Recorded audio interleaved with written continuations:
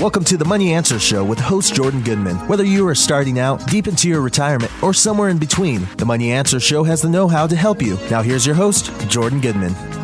Welcome to the Money Answer Show. This is Jordan Goodman, your host. My guest for this hour is John MacGregor. He is a best-selling author, speaker, leading financial mentor, and founder of the Thrive Path group. He's also done a book recently called The Top 10 Reasons the Rich Go Broke. Welcome to the Money Answer Show, John. It's great to be with you, Jordan. Thank you so much.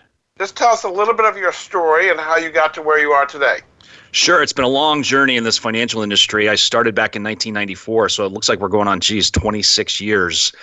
I pretty much circled the globe in this industry, started off as a financial advisor and grew a pretty successful practice. And then I climbed the corporate ladder and went into pension and institutional consulting, asset management, and then my last corporate job was I was a national retirement director for a major Wall Street firm, and then I went back into private practice, and it was just that my frustration grew so much with individuals, and I just saw the devastation that this financial crisis is having on so many people and what it's doing to their lives, that I decided to leave the corporate world and start off on this new journey, and it created a process called Thrive Path, and that's what prompted me to write the book. So maybe just describe what is the financial crisis and how deep is it that we're trying to get at here? Yeah, and I know you talk a lot about this as well. I don't think people realize how big of a problem this is and what it's doing to society. When you consider, I started this new project 7 years ago. At the time, 73% of people, and I've realized this is worldwide, not just in the US, 73% of people were living paycheck to paycheck. Fast forward to today, it's 78%. And this is pre-COVID virus. So 78% pre-COVID are living paycheck to paycheck. I mean, that's just a monstrous number.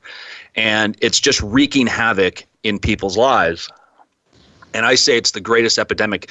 It's bigger than all diseases combined. And here's why I say that. When you consider that money is the number one cause of stress in society, and stress is the number one cause of our most deadly health ailments and health problems, there is a direct correlation between money problems and health problems. Stress alone leads to cancer, lung ailments, cirrhosis, suicide, high blood pressure, insomnia, irritability, anxiousness. I mean, you could go down the list. And as you know, Jordan, it's the number one cause of divorce in society. So sometimes I think I'm in the health industry, not the financial industry. And it's just ravaging. And we can get into it more of the why, but I'll just end there. So, well, let's get into the why. Why are so many people living paycheck to paycheck? They haven't saved enough. They're not getting paid enough. They're not making their money work for them. Why is it that so many people, the vast majority of people, are just kind of getting by? Yeah, those are all the symptoms, but there's a much deeper reason behind the scenes. Well, first of all, as we all know, the school system has basically failed us, society, in teaching us financial literacy. I mean, it's unbelievable. Money is interwoven in every aspect of our life. It's the source of freedom. It can be the source of freedom, abundance, confidence. But in most cases, sadly, it's the source of pain, stress, and anxiety. And it is ignored in the school system. In fact, I think it's criminal what they're doing. So that's one avenue. And so people are basically leaving high school, going into college, and I can tell you my story on that, going into college, and they're just winging it, trying to figure it out by themselves. And very early on, most people end up in a financial hole, laddered with debt and layered with debt, and they don't know what to do. And it's a tragic situation. So at a very young age, people are basically being set up to fail. And so in a sense, what I say is that people have been programmed to fail financially, and it's not their fault. And the industry put in charge to help these people, the industry where I came from, the financial industry, has no interest in working with these people that don't have any money. They only want to service those that have a lot of money. And their answer is to sell them a financial product. Now, that's fine. That's their business model. But sadly, it's just leaving so many people, millions and millions of people in the dust to figure it out by themselves. So there really are no, other than do-it-yourself resources for people, there really there's really no one there to help. And then couple that with this massive onslaught of social media that's just forcing people, almost hypnotizing people to live a life that really isn't them, to create a life for themselves. And they do so with buying stuff they don't need with money they can't afford. So it's a perfect storm that's hitting society. And it's fascinating when you consider, Jordan, I mean, hundreds of thousands of personal finance books have been written.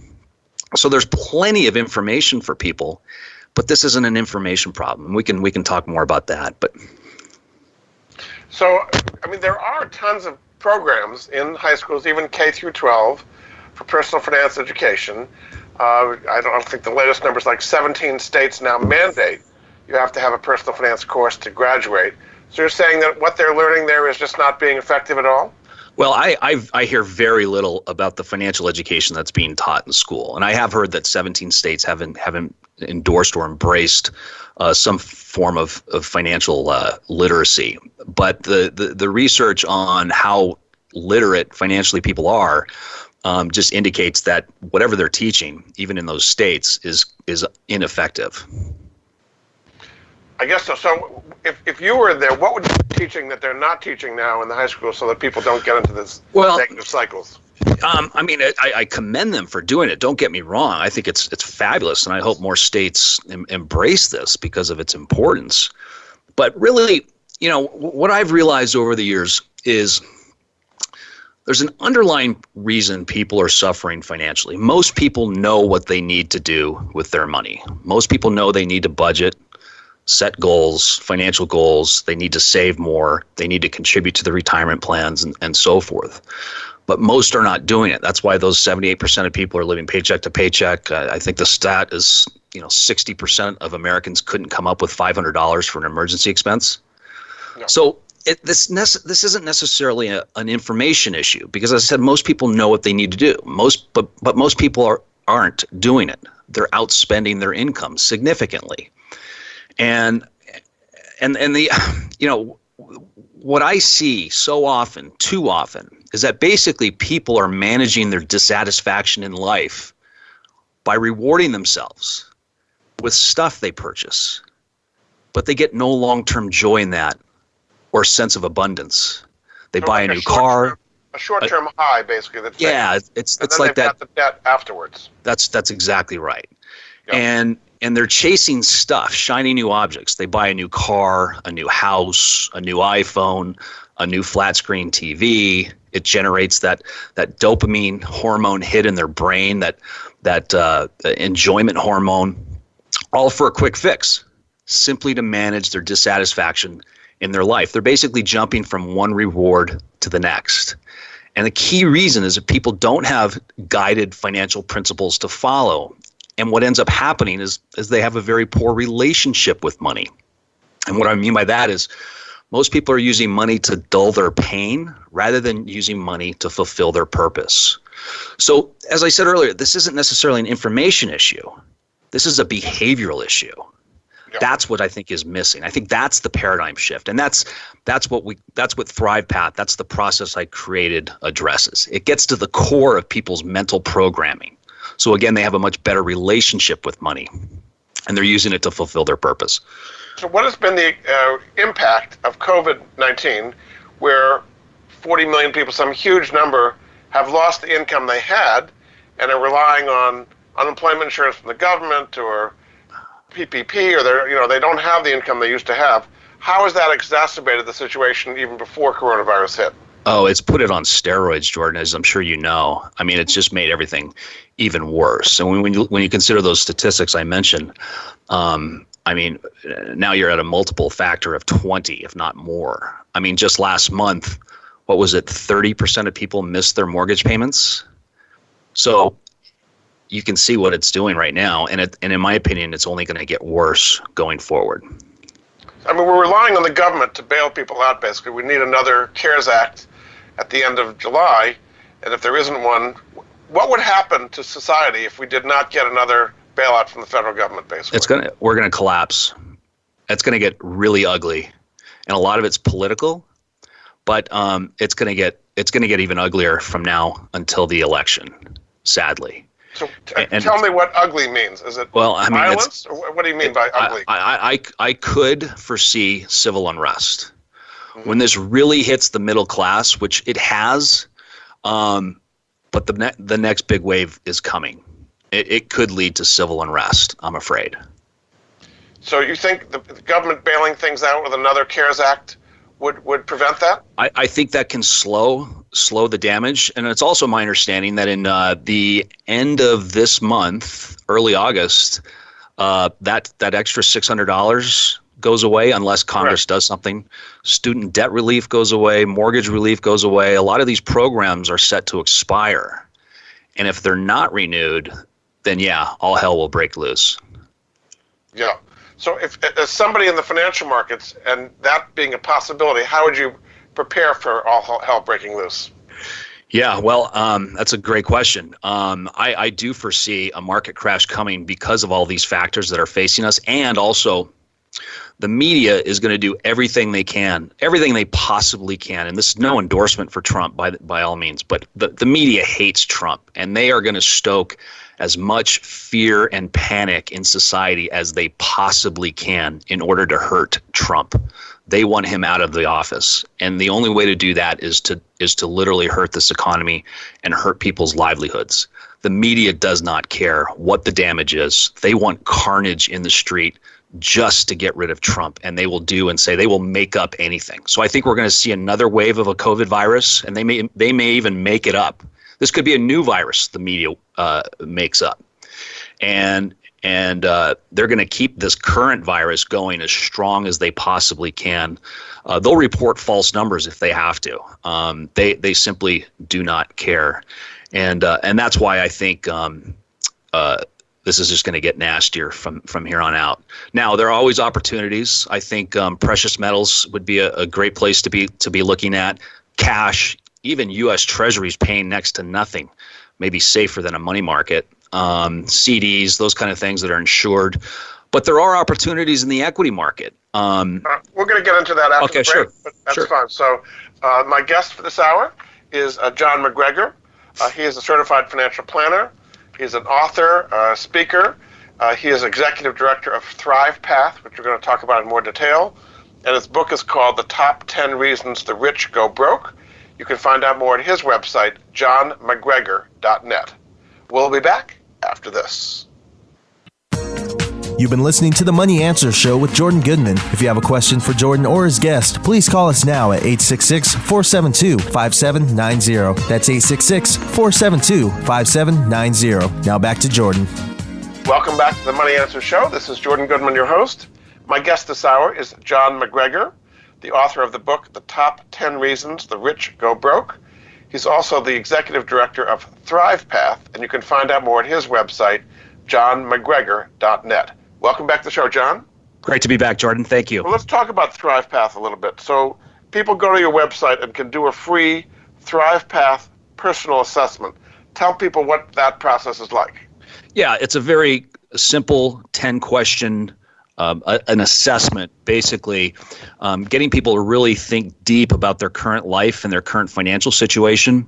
And it's neurologically based, and just answering these 10 questions, they will get a personalized score and an overview of what that means to them. And then also a 6-page PDF that explains more about Thrive Path and the process that we've created. So once they've done the assessment, what would be the next step if they want to take the next step? Yeah, that's the analysis. That really kind of gives people awareness of where they're at. And like I say, if you don't know where you're going, if you don't know where you're at, you'll never get to where you're going. So from there, we are launching an online Thrive Path process. It's a 9-week course that will be out in September. But there are a lot of other resources on my website that people could utilize immediately to begin their journey to financial freedom and peace of mind. I do have a very popular white paper called The Ultimate Guide to Selecting a Financial Advisor. And that's been very popular because too many times I've seen it in my own career, in my own practice. People make an introduction to a financial advisor and they're just immediately quick to sign up with that advisor without doing any due diligence. They go to the free, what I call the chicken dinner syndrome. They go to the free chicken dinner And before the presentation even begins, they're ready to hand over their hard-earned money and move on. And they just, I've heard people tell me this before, and you've probably heard this yourself, Jordan. It's just, John, take care of my money, and I'm too busy right now, but can you just handle it all for me? Yeah. And they don't even know who I am. They were just referred, or they saw me, they heard me on the radio or what have you. And it's just the beginning of a disaster. And so this guide is really helpful in helping people identify, giving you the questions to ask, what to look for, what to identify to really find a good fit. And I've got some other resources as well I can talk about. But yeah. So you were saying that most financial advisors are only aimed at the top, 10% of the population, leaving the rest of them for their own. Now, those people are doing like Robinhood, and they're doing things on their own today. Is that dangerous to kind of just jump right into it without having any financial advisor at all? Oh, absolutely, 100%. I mean, Robinhood's a great service, although they've had some technical glitches. Trying to do this on your own by buying a stock is just, it's very, very dangerous. And I would highly, highly recommend finding a financial advisor or doing some serious reading and education on your own. Studies have shown, whether it's Vanguard or John Hancock or what have you, and Vanguard doesn't really utilize financial advisors, so there's nothing for them, nothing in it for them. But their studies have indicated that a financial advisor can significantly increase performance over the long term. And the financial advisor is not only providing guidance and education, but they're there to help you not make bad mistakes and guide you in difficult times. So yeah, I think finding the right financial advisor is a great step. So we've had this move with the government to create fiduciary rule where they have to put the client's interest in front of the broker or the financial advisors, and there's been massive resistance to that by the financial industry. It's kind of in no man's land. It's gone ahead, not fully. Should people only trust their money to a fiduciary, or are there other kind of people they can still trust? This whole notion of the fiduciary, in fact, I'm writing a white paper on that, is the biggest myth, in my opinion. You may have a different opinion, Jordan, but I think it's the biggest myth in the industry. And it's leading people to have a sense of protection because they're working with a fiduciary. Unfortunately, this term fiduciary is being used as a marketing term for these, quote, fiduciary firms to use to attract new clients. I could make a very, very strong argument that you're in better hands working with a registered representative at a broker-dealer than you are working with an RIA, a registered investment advisor, or a fiduciary, for many, many reasons. I mean, keep in mind. That'd be interesting, because most people think they go to fiduciary. What would be the advantage of working with a registered rep instead of an RIA? Well, I'm glad we're talking about this. Keep in mind, Bernie Madoff was a fiduciary, right? And for your audience, they can Google fiduciary advisor, and you will find thousands of fiduciary advisors that are in trouble, got in serious trouble for creating scams on their clients. So to go into this a little deeper, to become a fiduciary advisor, you're basically what we call an RIA, a registered investment advisor. And anyone, almost overnight, can become an RIA. You have to simply pass a Series 6 exam. I think it is a 63 or 65. Fill out a couple of forms, and voila, you are a registered investment advisor. That's it. And you can start managing money under this guise of a fiduciary. To become a registered representative at, say, a broker-dealer, your Morgan Stanley's, Merrill Lynch's, and by the way, let me just back up. I am not endorsing either one. There are good and bad apples on both sides. I'm just saying for people to realize that simply because you're working with a fiduciary does not give you any protection, or you're not going to get any better performance. And I can give you a really crystal clear story on this that I think your audience will enjoy. Go for it. And you're not going to get better performance or better pricing or better service or anything like that. So as a registered representative, you have to pass a Series 7 exam. Typically, then you'd have to pass a 65 and a 63. And the Series 7 is not a fun exam. That is not a fun exam. It's hard and it's lengthy. You also have to be interviewed by the broker-dealer. They're going to interview you as an employee. So they're going to really do some thorough due diligence on you, your background, your history. They want to make sure you're a good person and committed to doing the right things. They are going to carry your E&O insurance. You don't know if your fiduciary advisor is carrying their errors and omissions insurance.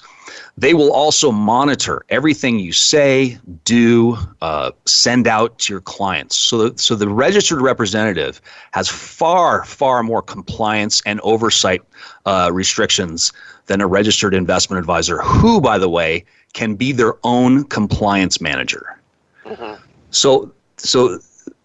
And also, in terms of recommendations, investment products that the registered representative offers, has all gone through significant due diligence by the compliance team at the broker dealer, whereas the registered investment advisor can basically sell and do anything they want.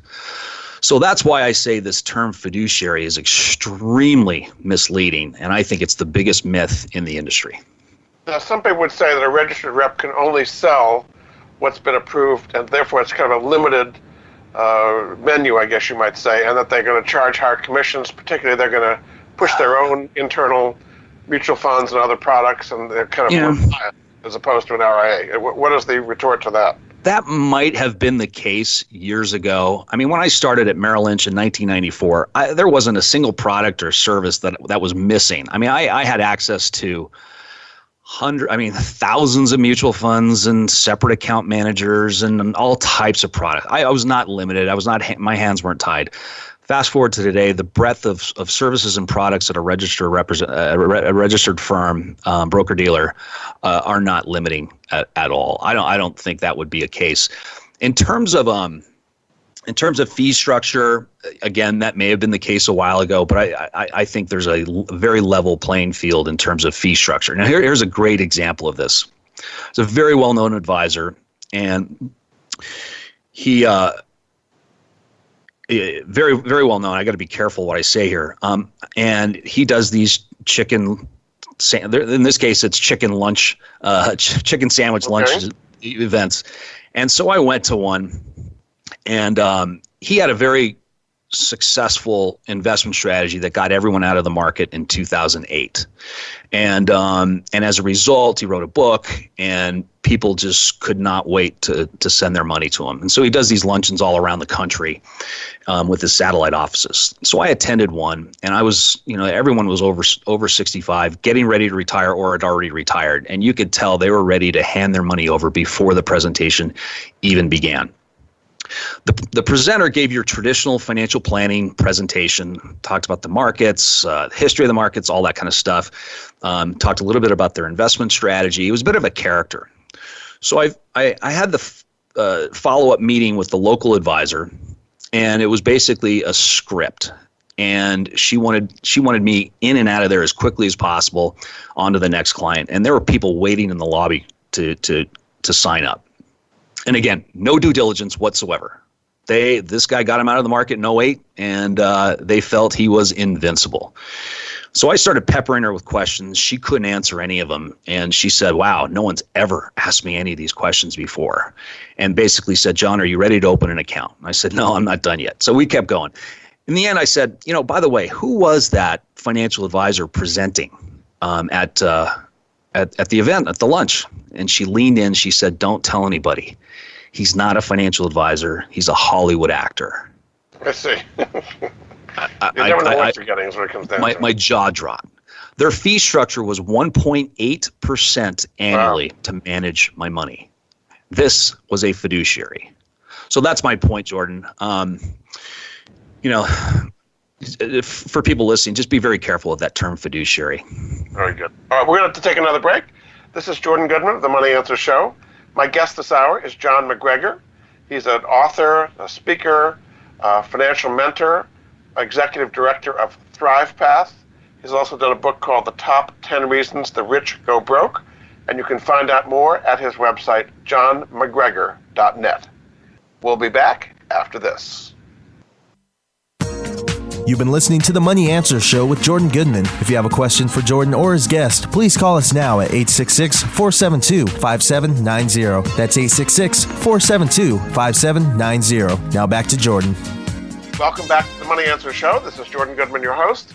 My guest this hour, John MacGregor, is an author, speaker, an executive director of Thrive Path, also the author of the book, The Top 10 Reasons the Rich Go Broke. You can find out more at his website, johnmcgregor.net. Welcome back to the show, John. Great to be here, Jordan. Thank you. We talked about the Thrive Path personal assessment, a bunch of questions you ask, but let's just go a little bit more. So say you really want to engage with you, what is the Thrive Path process to actually get going? And is it just investments, or is your whole finances? What is actually involved in that? No, it's not about investments at all. And thanks for asking.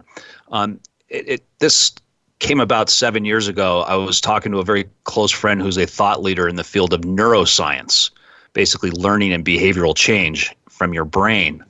And I was expressing my frustration I've been having with my clients. A typical scenario for me is clients come into my office, they lay out their paperwork. By the way, it usually comes in a shoebox or it's a junk drawer of just paperwork, statements, contracts, completely disheveled and disorganized. And most of the time, half the information is missing.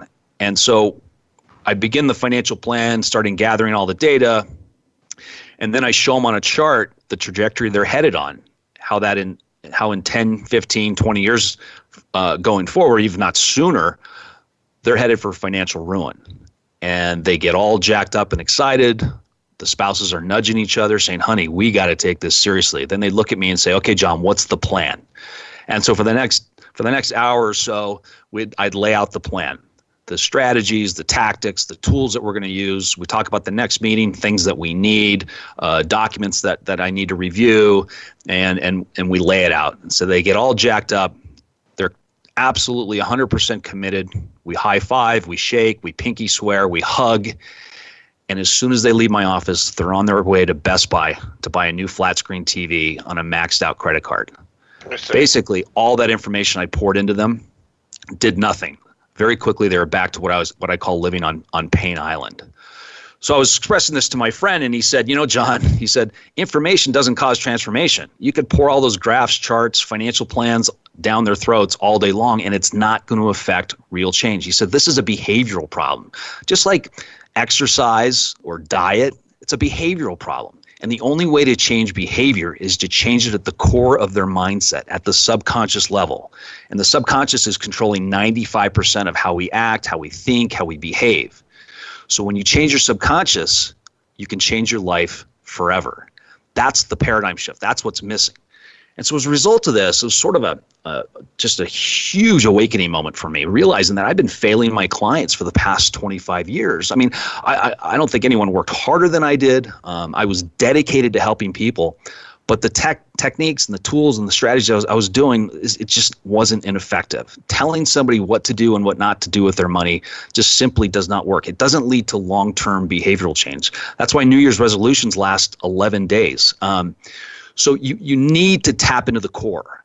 Change your brain and you'll change your life. And so we created this 7-step process we call Thrive Path, basically your path to thriving. And it's a neurologically based process that we take people through. It's basically a journey of discovery. So people come out, they understand who they are in the world, what their purpose is. They have awareness of where they're at and how their behaviors are going to just really lead to financial ruin and devastation. We provide insight. We give them a process. We help them identify mentors. And then we create rituals for themselves to keep them on track and really give them organization and guidance along the way. And it's a very transformative process that doesn't just transform their financial situation, it transforms their entire life. So it's really exciting to see people go through this. It's very emotional as well. And we think this is where people need to start before they get into what type of an account should I open, or what type of investment should I choose, or what type of insurance. So I think people need to have their mindset. It sounds like you're doing it in person. Can people do this remotely over Zoom or something as well? Yes, absolutely. I teach this live, but because of what's going on now with the virus, we are creating an online program. It's a 9-week program. It's a process, a pretty intensive process that we take people through, and that should be available September 1st. And there's a charge for that? Yeah, we're working on that. We're not really sure what it's going to be. Hopefully, my goal is to make it a nominal fee that everyone can afford. And these are videos that are pre-done, or is it actually done live? Yeah, it would be a weekly video, 45 minutes to 60 minutes. once a week, and then in between there'll be 5 to 10 minute videos of me reminding people of what they learned and what they need to do. There will be exercises for people to do as well to make sure they kind of reinforce the lesson. So after they've got all this, it's always about implementation. They can have themselves transformed, but do you help them actually implement the plans as well? Yes, absolutely. Then we take them to what we call Thrive Map, which is the practical steps to get their financial house in order. That's a 6-stage process that gets to the core of their financial situation. That gets them financially organized. We look at their budget, we look at their investing, we look at their estate, we look at their insurance needs, and so forth. Okay. And so is there a charge for that as well, or is it done based on assets? How is this all paid for? No, it would be a flat fee, to teach the course. Okay. But after they've gone through the course, there must be some kind of ongoing management of all. Yeah. So from there, I'm glad you're asking. Thank you, Jordan. From there, it goes into a monthly subscription model. Again, a very nominal fee. We're thinking right around $10 a month. And so on a weekly basis, we would be acting as their online mentor in perpetuity, sort of like their personal trainer, but in terms, but for finances. And on the investing side, do you invest money for them to get an asset management fee? How does it work on the investing side? Yeah, we have just set up an investment platform for people that will be launching as well. And so that will be available also. Okay. So in general, it sounds like you're pretty bearish on the market. You've got something called the bear trap, the BAEAR trap. What is the bear trap that you talk about? Yeah, and I hate to sound so gloom on this call. I want to make sure people are aware there is absolutely hope for everyone, regardless of your situation, even in this difficult time. I can assure you of that. But I think it's important that people understand how dire things are, because a lot of people are going through life blindly and they're not aware of these bear traps. The bear trap is something I talk about in my first book, The Top 10 Reasons the Rich Go Broke. And the bear trap is really the heart of why people are struggling financially. It's an acronym. And the B in bear stands for beliefs. And sadly, most people have harmful beliefs around money. They've accumulated these beliefs since the day they were born, and they were basically hardwired in their life by the age of, researchers say by the time they're in their mid-20s. These beliefs are hardwired and very difficult to change. And it's these beliefs that are driving their behaviors. And most people today have limited beliefs, particularly around money. And these beliefs are basically driving everything. And they operate out of the subconscious level of your mind, which is dictating 95% of who you are, how you think, how you act, and ultimately who you become. So I say change your beliefs and you'll change your life forever. And so in the financial world, there are hundreds of them, and I'm sure, Jordan, you've heard these too. But I'll give you some examples, beliefs. I'll never be wealthy. I'll never be good with money. I'm not good with numbers. I didn't come from money. Money's the root of all evil. I just don't have time to take care of this stuff. It's kind of lack of confidence in your ability, basically. Exactly. The rich are greedy. I don't like to take risks. Oh, it's only $100 a month. What difference does it make? It's these limited beliefs. They're basically running in the background, almost like on automatic pilot, and people are not aware of them. And these are leading to very destructive behaviors. Then from the B, once you have that limited belief, the E stands for excuses. That's when you make excuses with your money. Like, for example, the belief would be, I've got to look the part. And your excuse is, well, I gotta buy a brand new BMW. Then the A is the destructive action that people take as a result of the beliefs and their excuses. And then the R is the result. The result is most people living paycheck to paycheck. So I talk about this at length in the book, and I talk about an exercise, a really powerful exercise people can do, so they can become aware of these beliefs that are running in the background that they're not even aware of. And it's a really profound kind of process I take people through. And most cases there's this aha moment where people go, oh my gosh, I had no idea I had these beliefs that were controlling my life and leading to so much destruction. That's when transformation begins. That's when it occurs. So that's what we call it, the bear trap. Very good. We're going to take another break. This is Jordan Goodman of the Money Answer Show.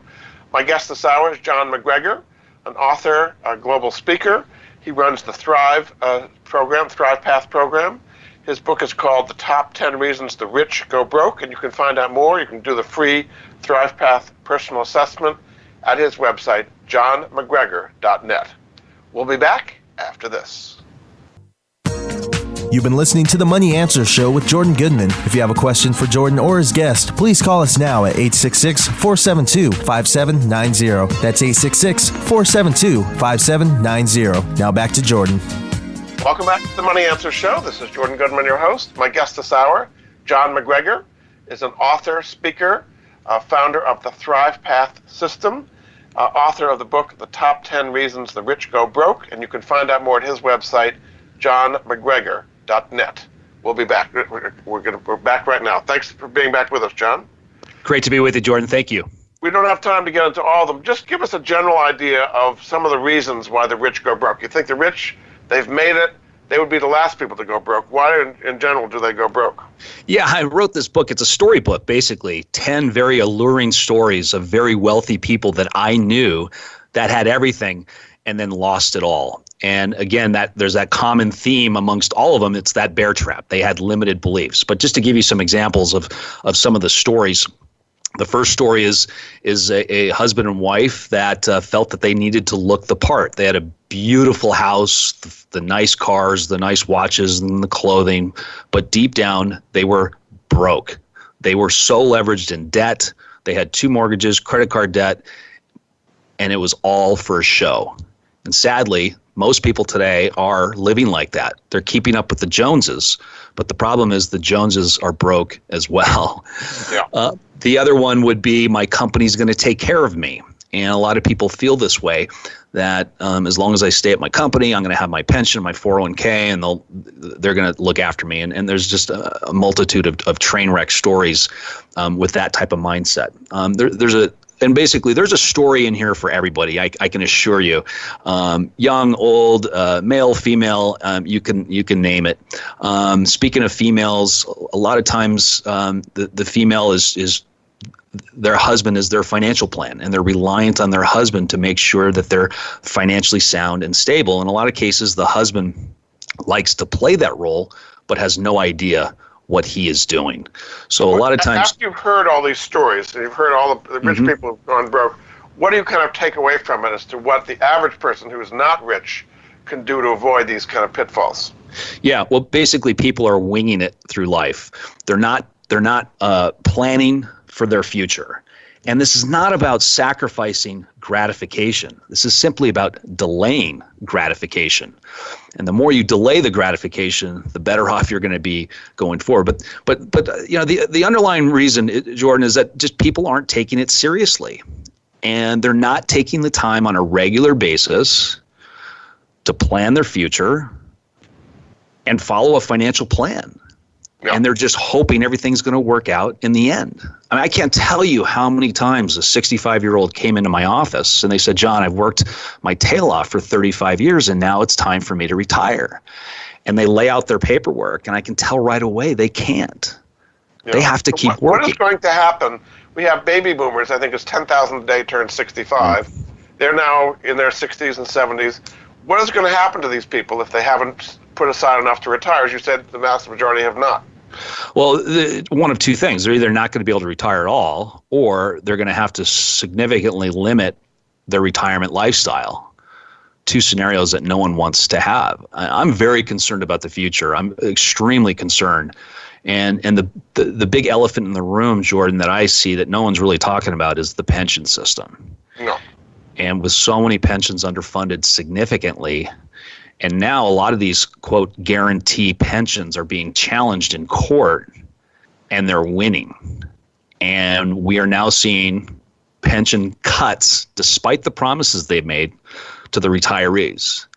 And when you have a bond market that's paying 0% and an equity market in flux, these pensions aren't able to maintain that 7% or 7.5% return they're assuming.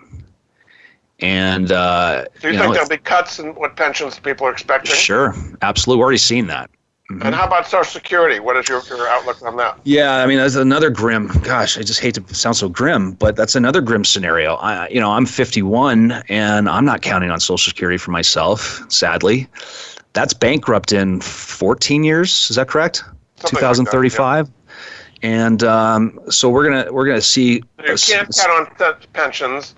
You can't count Social Security. Those are kind of the two of the legs.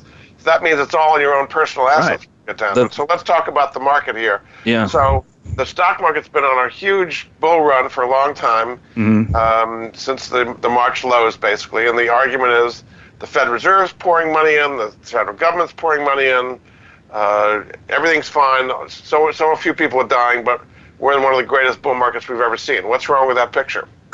Well, there's a lot wrong with this picture. Basically, the stock market's just betting on the Fed to keep printing monopoly money, and that party can only go on so long. I mean, our debt to GDP is, last I checked, 100 and actually this is before all the stimulus. It was 114%. It must be 120% now. I mean, well, some would say, but Japan's been doing this for 20 years, and they haven't collapsed yet. That's true. They can keep printing money forever. There's no limit. Very true. And you look at the charts, you can keep printing money, but I mean, you just have to, I don't know, call me crazy. You just have to assume this cannot keep going. It's just not sustainable. So some would say that the solution is gold, and that's why you've seen such a move in gold and precious metals. What is the argument for gold, even at current prices that have had such a big move here? Yeah, I don't view gold as a growth instrument, something I view gold as an insurance policy, frankly. And I think today more than ever, people need insurance in their financial life, given what's happened and what's going to happen in the upcoming future. So do you see precious metals having a big move and potential inflation coming back from all the money being printed around the world? Yes, eventually that money's got to be put back to work. And once that starts circulating in the marketplace, I do foresee significant inflation occurring. I think it's inevitable. And that's why I think gold is a good thing to have for the time being. Now, having said that, I do think there's opportunities in the equity market that we can talk about. I mean, there are a lot of... We've had a big move in stocks. What sectors... We don't have to get individual stocks, but what sectors do you think would do well in this environment and not? The ones that have done best are the so-called stay-at-home stocks that basically benefit from people staying at home. But what sectors do you think? I would say it's the stay-at-home stocks. It's those sectors that play into companies that are helping us live at home and on our own and work at home. So I say that there are and entertain ourselves at home. So there are a lot of opportunities in the equity market there, and we're seeing that right now. And what would you stay away from the equity market? Oh gosh, well, a lot of it's going to be based on the election. So defense stocks, perhaps, would be one that comes to mind. The oil sector, I'd be staying away from. Okay, and then you were talking earlier about treasury bonds and CDs and money market funds. I mean, it may be so-called safe, but literally earning nothing. How does that get you ahead? Yeah, I know. I'm really just thinking of it as a safe haven, not necessarily as something to generate income. So how do you generate income in this environment? It's a challenge. I have a very difficult time generating income. In the actual markets. I would be generating income out of the markets, looking for additional revenue streams to produce income on your own. Like what? I mean, like multi-level marketing, or what kind of things I would be looking at other avenues to generate income, creating your own business. It could be in the real estate market, although I'd be careful with that. It could be an online business. It could be just another business you set up on your own on the side. I know a friend of mine who just started a flooring business for the week, doing it on the weekends. So that's the type of income that I'd be looking at, because it's going to be very difficult to find in the fixed income or equity markets.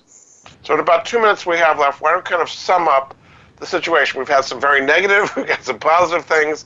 Kind of sum up what difference it'll make for people to go through your Thrive process, read your books, and kind of take your advice. Yeah, thanks, Jordan. I appreciate it. And I hate to sound so doom and gloom, and I just wanted to paint the picture for everyone to realize that they've got to get serious about this, because there's no end in sight right now. But I will tell you there is no greater power that people have than the power to choose. And people's financial destiny isn't a matter of chance, it's a matter of choice. And it's not just something to wait for, it's something that people need to go out and get. And it's never too late to start your journey to financial freedom and peace of mind. And there are opportunities right now, but sitting on your hands at home is not going to be the answer to doing that. I've got a lot of resources on my website that can help people immediately kind of start this journey of financial transformation, get their financial house in order so they can come out of this COVID, hopefully, running and not sulking. And you're saying a lot of it is based on understanding the underlying beliefs. It's not just the financial part. It's the psychological part. If you understand that, will make all the difference. Yeah, I don't think. I think going in this without a change of mindset is going to work. People must change their mindset in order to change their life. That's the only way. Our mind dictates everything, and until you change that at the core, you're really leaving way too much to chance. Very good. Well, thanks so much. My guest this hour has been John MacGregor. He's the author of the book, The Top 10 Reasons the Rich Go Broke. You can also find more about his free Thrive Path assessment tool and everything else that he offers at his website, johnmcgregor.net. Thanks so much for being a great guest on the Money Answer Show, John. Thank you so much, Jordan. It's been a pleasure. Thanks again, and we'll be back next week with another edition of the Money Answer Show. Goodbye for now. Thank you for joining Jordan Goodman and the Money Answer Show. If you have a question for Jordan, please visit his website at www.moneyanswers.com. And be sure to tune in every Monday at 12 p.m. Pacific Standard Time right here on Voice America Business. See you next week.